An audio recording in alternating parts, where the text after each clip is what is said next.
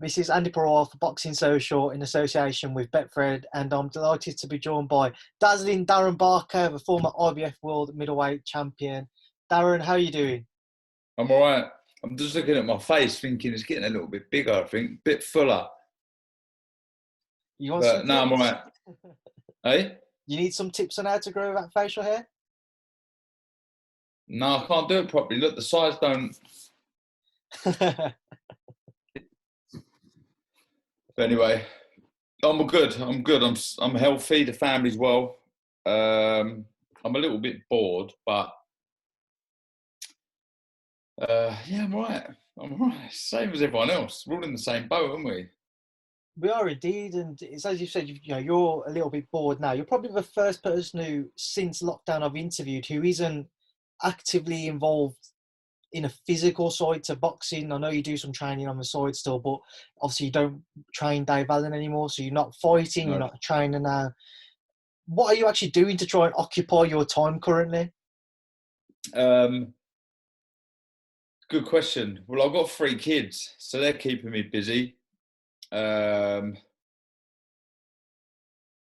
always got other bits and pieces going on, you know.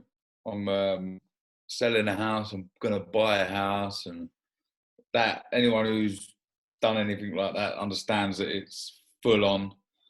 What else am I doing? I've been on a lot of house party and Zoom calls. There's been a lot of that, drinking. Just, you know what? Like, we're all in the same boat, and I'm trying to take the positives out of it. I've had some good quality time with my family, my immediate family. I'm always out and about. I'm at all the boxing shows, obviously doing the show with Chris Lloyd and Matchroom. So it's been nice to be home, I guess. I'm getting a little bit fed up now, don't get me wrong, and I'm looking forward to getting cracking again. I've got some good ideas, some good things happening. So yeah, like I'm in a very fortunate position.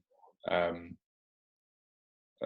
see, funny enough, I see Russell Brand say, you know, like he really feels for people that aren't in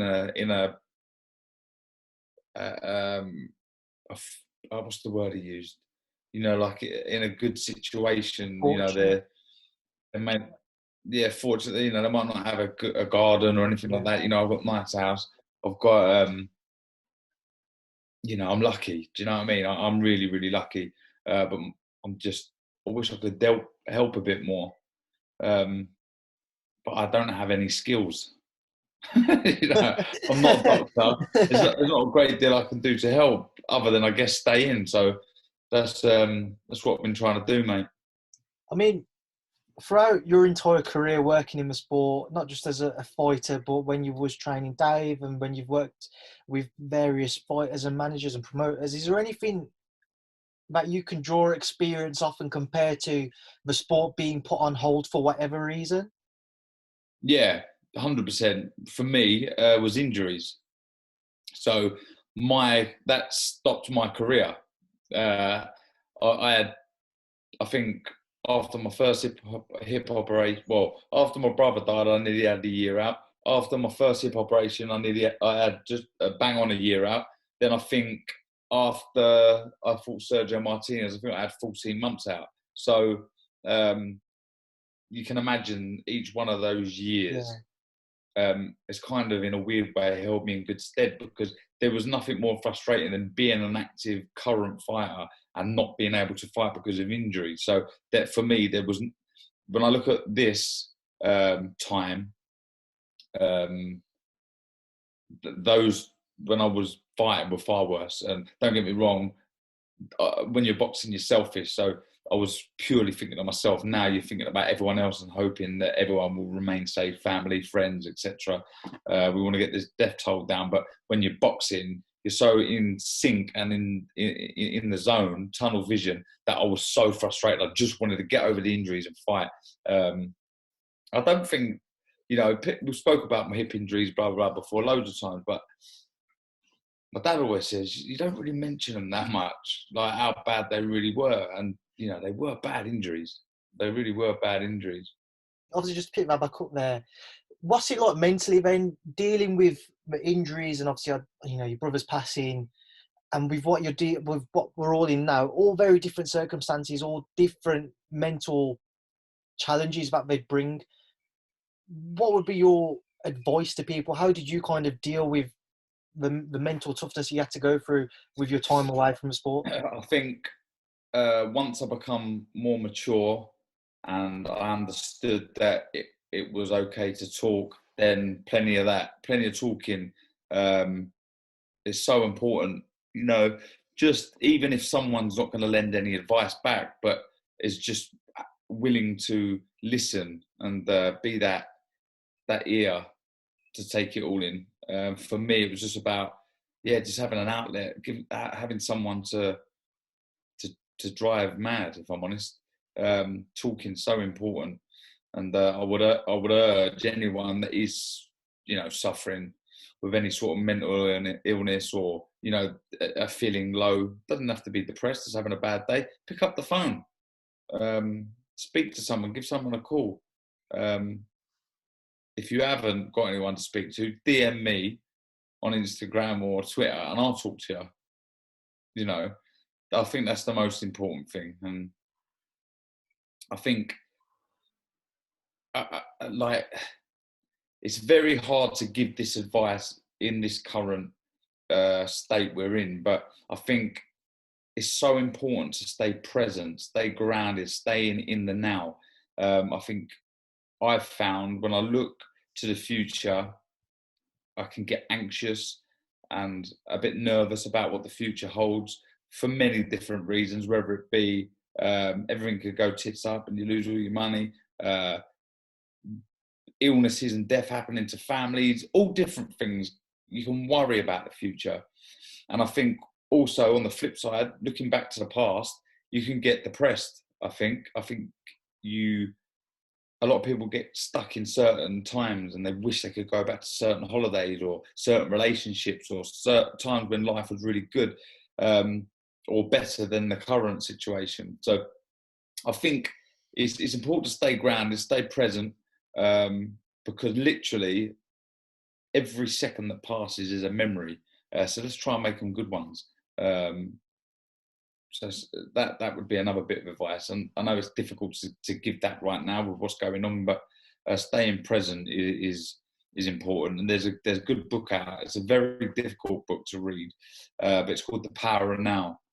The guy's called Tolle or something like that. It's a blue book, The Power of Now. And I brought it a long time ago when I was giving this advice. And I've highlighted some of the passages that resonated and stuck in my mind, and now and again I might go back and just so stay present. Obviously you mentioned there, and we've spoken about some of the challenges people will be facing. To link it to boxing, the small hall shows, the fighters who are just building their way up without a big promoter behind them, how do you expect the landscape to change for them when boxing returns? I've seen some people suggest that a lot of fighters may not be able to return to the sport because they're going to need to find some other form of employment because of what this layoff will do to their own situations. So how do you expect the landscape currently to impact and change the small hall? Yeah, well, certainly some fighters are going to have to put their career on hold. They're going to have to somehow try and get some money in the bank. So that may be a case of having to get a job or something like that. Some will be very fortunate that they're already established and they've got sponsors and people helping them. But for me, I think there will be a bit of a lag. But with Matchroom, for example, there were so many fighters on their rostrum that I don't think it would be long before you start seeing 3-4 shows in a month or something like that. This is just me. I've not been told this. And it starts leveling out. It's not just boxing. It's all walks of life. You know, there's people that have been laid off, people that are struggling, can't pay the rent, can't pay the mortgage, this, that. I think, again, just got to stay positive. But going back to the boxing, I think it's going to be good for the fighters and the fans because, like I say, we are going to have to catch up. So there's going to be plenty of boxing. I don't think many fighters are going to want to... I mean, let me use me, for example. after those layoffs that I had, the year layoffs, I just wanted to get straight back into the biggest fights possible. I've already waited however long through injury, and it's similar to this pandemic we're going through. It's been so many weeks now. I think fighters are just going to they don't want any warm-up fight. Just get me in the ring against the best opponent possible, because, you know, it's been time out. You only get one crack at this career. You can't go back. You know, you only hit a prime once, I believe. So I think we're going to be blessed with some big fights being made as soon as we get out of this. Is it something you're interested in? Would you be keen to see behind closed doors boxing events? I want to see any kind of boxing. I miss it so much. I just want to see boxing. Don't get me wrong. I've been involved in this sport all my life, and some of the best fighting I've ever seen has been in sparring. You know, it's been, you know, in gyms. I've watched some great sparring in my time, and been involved in loads as well.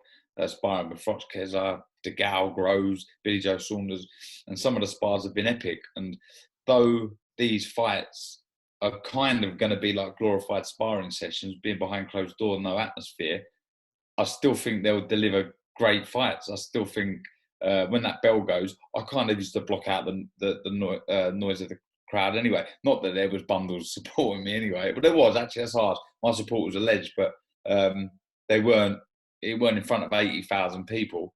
But yeah, I still think they'll deliver.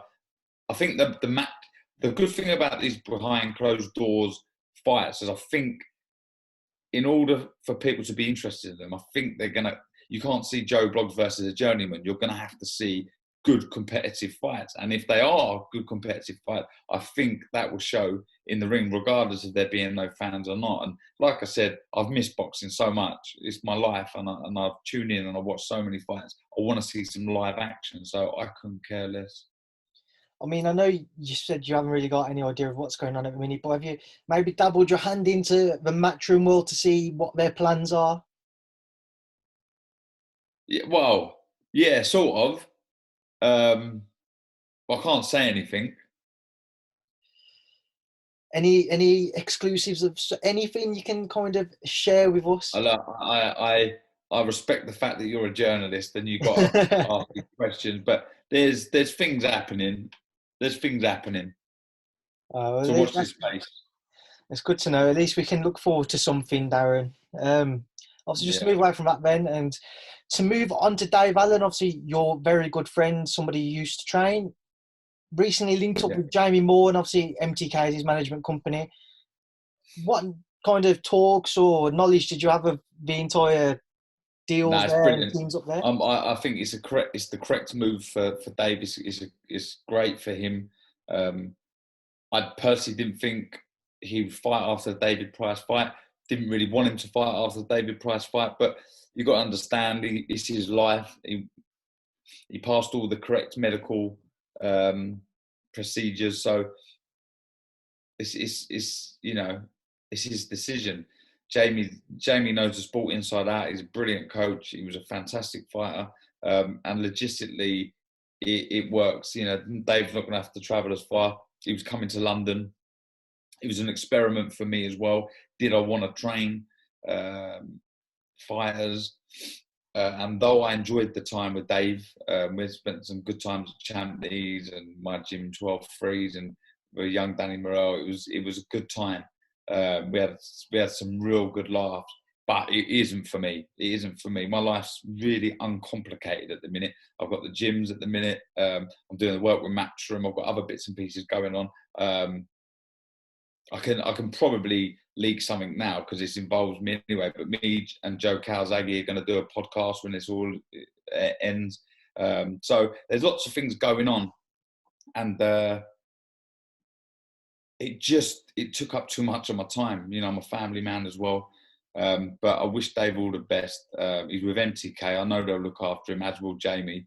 So he's in safe hands. I know you're obviously very close with Dave still. Did he talk to you about it all before he made that decision? Get your thoughts on what he was looking to do at the time? Yeah, sort of. Not so much as far as Jamie's concerned or me being a coach, really. It was just like, it was before the Price fight. something happened, not between me and Dave, and he went back up north and didn't really want to come back down to London. And at that point, it kind of, it was, the writing was on the wall, certainly on my part anyway. I couldn't do it anymore. Dave didn't want to come to London anymore, and it was kind of obvious that we wasn't going to work together anymore. But Dave just needed time after the Price fight to work out if he still wanted to do it, and he does. And I wish him all the best moving forward. I've seen Dave do some things in the gym that has really impressed me. It's about now Jamie and Dave finding a way of extracting that on fight night, because Dave would have seen many of them, Jamie would have seen loads of them, as would have loads of coaches and loads of fighters out there. There's such thing as somebody called a gym fighter, and that's someone who looks unbelievable whilst they're training and sparring, blah, blah, blah. But for whatever reason, whether it's nerves, pressure, I don't know, under those bright lights in front of those TV cameras, sometimes it just doesn't happen. And I think if Dave can't show on fight night how good he can be, he will fall in that bracket, unfortunately, because he can move. He's got quick hands. He can move his head, but he just doesn't do it. And I hope they find a way, because I'll be over the moon if he goes on and wins a title of some sort. I spoke to Jamie a couple of weeks after the announcement, and Jamie said the same thing. I saw it earlier, but everybody else can see it now. He's going to keep growing it. He's going to get a ponytail from the looks of it. Oh, no way. I'm not one for a man bun. Just to go back to that, Darren, obviously I spoke to Jamie Moore a couple of weeks after the announcement that him and Dave were teaming up. And Jamie said that he's always seen the talent in Dave, and for whatever reason, he just hasn't quite been able to deliver it on the nights. Why do you think it is? We've all seen the footage of you both working together phenomenally in training, but for whatever reason, we didn't see in the fight. Well, what do you think that is? That's what I'm saying. Is it pressure? Is it nerves? I've seen plenty of gym fighters. For me, I used the approach with Dave for the David Price fight.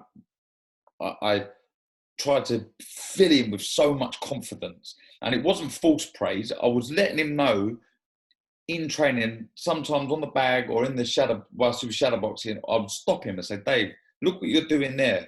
Look at that. If you can transfer that on fight night, you're a handful for anyone. He's got a great chin. We've seen that. He can whack. We've seen that against Webb and Brown with a body shot. So he could be a nightmare. Don't get me wrong. One thing that does, it's out of his hands, really. He could never make cruiserweight, but he's a kind of a small heavyweight. He's solid, stocky, but they're giants now, aren't they? So that's always going to be a disadvantage to him. But I've stopped him, like I say, many times in training. Said, look, do that in the ring on fight night, and you're a nightmare for anyone. But something happens, and he just doesn't do it. Dave will be the first one to admit this, I'm sure. And in some ways, it's kind of a good thing, because if he can, I wouldn't so much say it's a negative, because there is a side to him that I think is very good, but we're yet to properly see it. And if they can find a way of extracting that and getting it out of him, I do think he will win some sort of title. I do. I think he's good enough to do it. He's just got to go through the gears more. He's got to be more, he's got to move his head. He's got to avoid shots as opposed to taking them. That's secondary. The fact that he's got a good chin, you don't want to have to rely on that. So don't move your head, move your feet, go through the gears, let your hands go. And if you can, I'm sure that James, like I say, Jamie's a great coach, and I really hope he does find a way. And I hope Dave listens and he can get the wheels in motion for these big fights, if they do happen again.